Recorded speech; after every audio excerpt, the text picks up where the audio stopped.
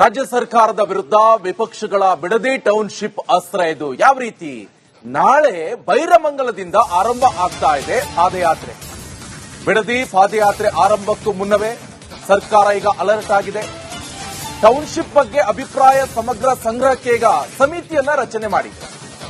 ಯಾವ ರೀತಿ ಅಂತ ಹೇಳಿದ್ರೆ, ನ್ಯಾಯಮೂರ್ತಿ ಗುಹನಾಥನ್ ನರೇಂದರ್ ಇವರ ನೇತೃತ್ವದಲ್ಲಿ ಸಮಿತಿಯನ್ನ ರಚನೆ ಮಾಡಲಾಗಿದೆ. 30 ಜನದಲ್ಲಿ ವರದಿ ಸಲ್ಲಿಸಲು ಸಮಿತಿಗೆ ಸೂಚನೆಯನ್ನ ಈಗ ನೀಡಿದ್ದಾರೆ ಸಿಎಂ ಡಿಕೆ ಶಿವಕುಮಾರ್.